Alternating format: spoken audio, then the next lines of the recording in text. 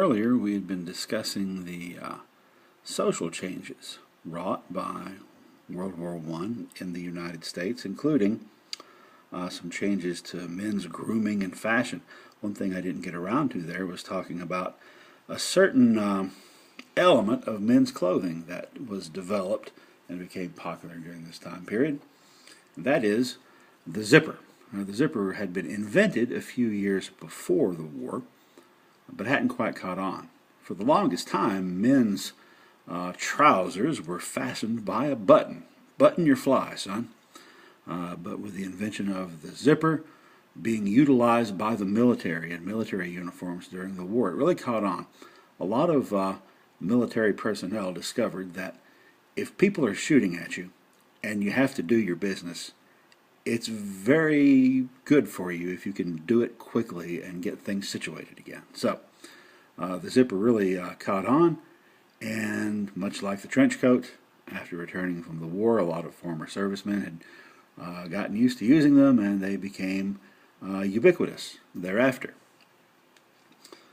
The picture we're looking at now is showing women's fashion, which also was affected by the war. If you will notice, the picture here on the upper left, that is a painting taken of some ladies around 1913, just before the war started. And the fashions of women's dresses at that time had been pretty much the same for a long time, with minor modifications, of course. But for decades, since the beginning of the Victorian era around 1840, you saw in women's fashion these high necklines, and you saw dresses that went all the way practically to the floor. Now, sometimes the fullness of the dresses might change over time. Here's a more old-fashioned, much wider dress, and it's sometimes also they had hoops and etc. A lot of petticoats, and so on. If you have looked at pictures of ladies from before 1840, in the early 1800s, late 1700s, that fashion was not the in thing at all. If you look at some of those previous ladies, you will see that they had plunging necklines and bare arms. Perish the thought. But the Victorian era was a time that was really centered around the idea of self-control. Self-control was extraordinarily important. Modesty and propriety. It was during that time, for example, that the custom of putting skirts along the bottoms of chairs and sofas began. You probably can picture what I'm talking about, right? There's a little piece of cloth there covering the legs of the chair. If you look at older chairs, pre-Victorian, from the 1700s, you'll find that they had long, slender legs. But during this age of propriety and self-control, you don't want people dwelling on long, slender legs, even if they're on a chair. It could turn a man's thoughts to infamy. Therefore, they had to be covered up, just like women's bodies had to be covered up. Cover those ankles, you trollop. However, this is the beginning of the war. And like I said, all this stuff had been in effect for decades, for generations. Here's a photograph of some women right after the war ended in fashions that were popular by that time. And you will see a radical change. You will see those hemlines have gone way up almost to the knee. And you'll see plunging necklines and even bare arms and shoulders. These things would have been unheard of for generations. But by 1920, they were commonly, well, I won't say commonly accepted. I'm sure there were a lot of older, more conservative people who railed against this, but with the younger generation, it was the common thing. Why such a huge change in such a short time?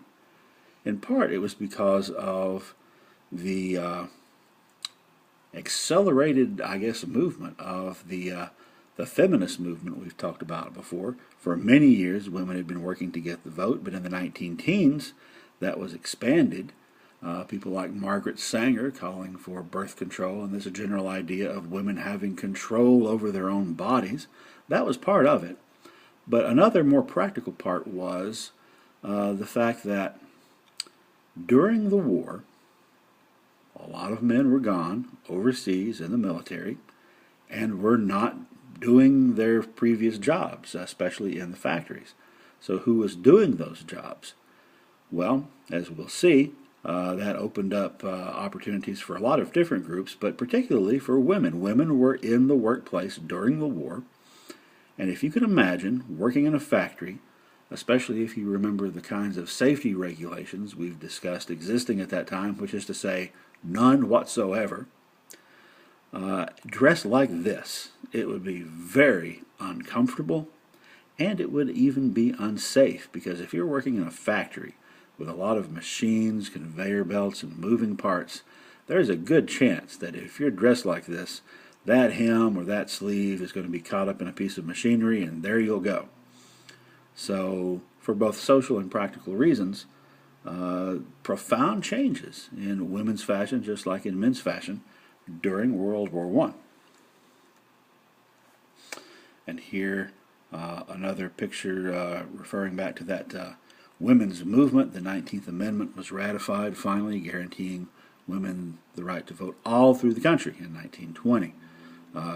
Earlier in the 1910s, several western states had given the vote to women.